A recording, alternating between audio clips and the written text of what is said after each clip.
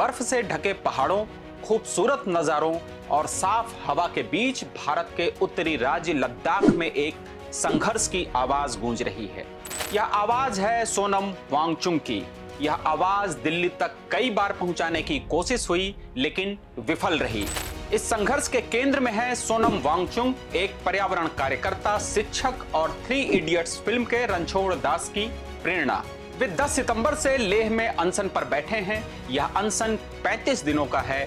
क्यों, क्या मांग कर रहे हैं और केंद्र ने क्या वादे किए थे? यह कहानी है अधूरे वादों की और एक इलाके की जो अपनी पहचान बनाने के लिए लड़ रहा है। हम 15 लोग अनशन पर हैं, जो आमरण अनशन की कड़ी है, जिसमें कि इस बार हम 5 हफ्ते यानी कि 35 दिन अनशन पर रहेंगे या मरेंगे, जो भी पहले हो।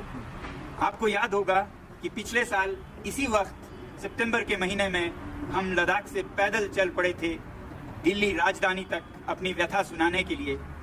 30 दिन, 150 लोग, 1000 किलोमीटर, और दिल्ली में हमारा स्वागत जेल में हुआ था। और उसके बाद भी हम 16 दिन अनशन पर बैठे, जिसके बाद सरकार ने बातचीत करने की रजामंदी दी।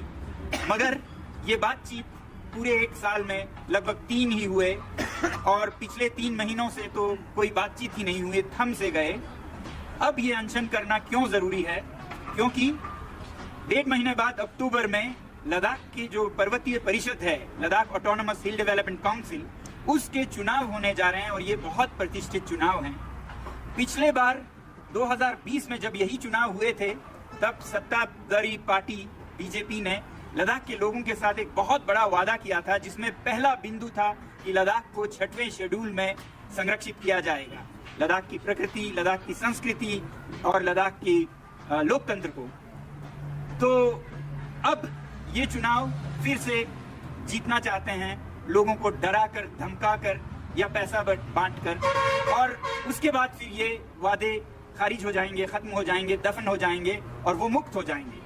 मगर हम लद्दाख के लोग जो आज इतनी भारी संख्या में मिले, वो ऐसा होने नहीं देना चाहते हैं।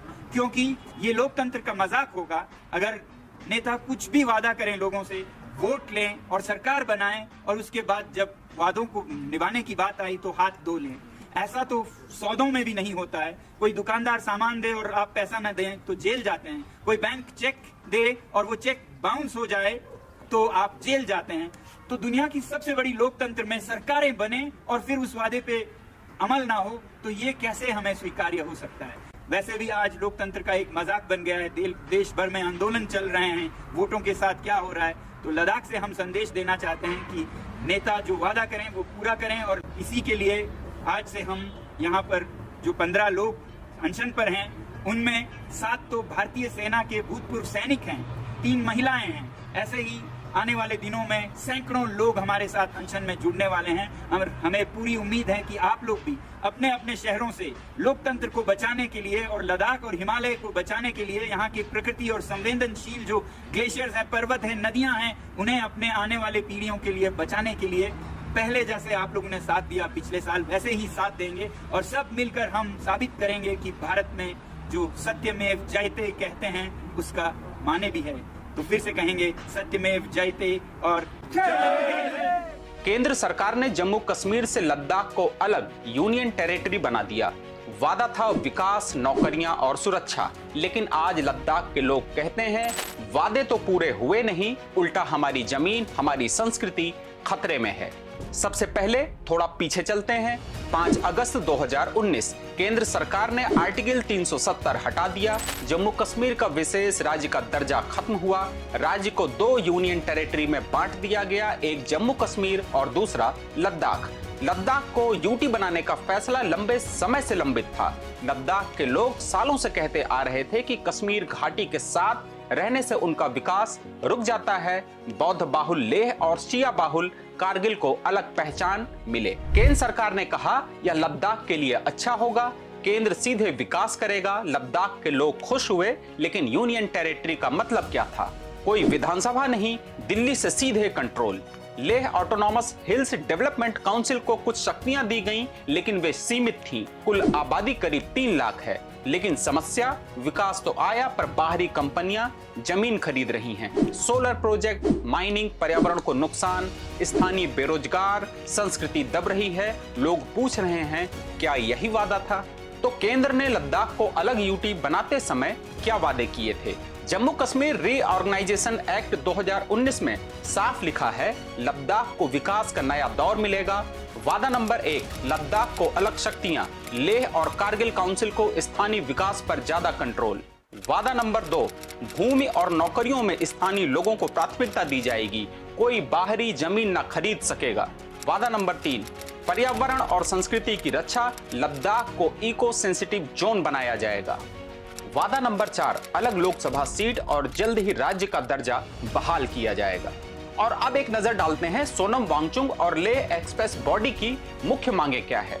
पहली मांग, लद्दाख पूर्ण राज्य बने, यानी विधानसभा हो और लोकल सरकार हो। दूसरी मांग है लद्दाख को अधिक शक्तियां दी जाएं। और तीसरी जो सबसे बड़ी मांग है, छठी अनुसूची के तहत संवैधानिक सुरक्षा मिले। तो अब ये समझते हैं कि छठी अनुसूची है क्या।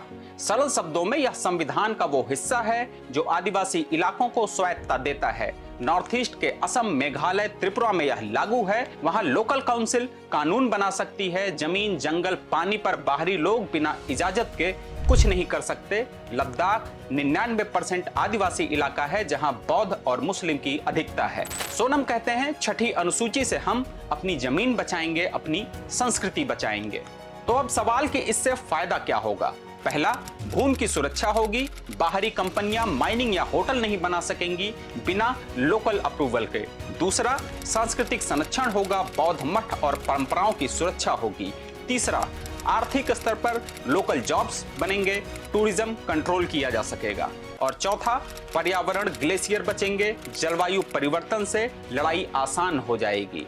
सोनम का यह पहला अनशन नहीं है। 2024 में मार्च में 21 दिनों का अनशन किया, मांग वही, राज्य और छठी अनुसूची की। अक्टूबर में 16 दिनों का अनशन किया, फिर दिल्ली तक पदयात्रा की। लेह से 75 लोग पैदल चले, लेकिन दिल्ली बॉर्डर पर उन्हें रोक लिया गया, उनकी गिरफ्तारी हुई। सोनम कहते हैं सरकार से बातचीत विफल हो चुकी है, वे अब मीटिंग नहीं बुला रहे। अब सोनम फिर अनशन पर हैं। यह ठीक 1 साल बाद हो रहा है। देखना होगा इस बार आवाज दिल्ली तक पहुंचती है या नहीं। तो लद्दाख को लेकर आपकी क्या राय है, हमें कमेंट में बताइए। इस वीडियो को दूसरों तक भी शेयर करिए। द लेंस देखने के लिए आपका शुक्रिया।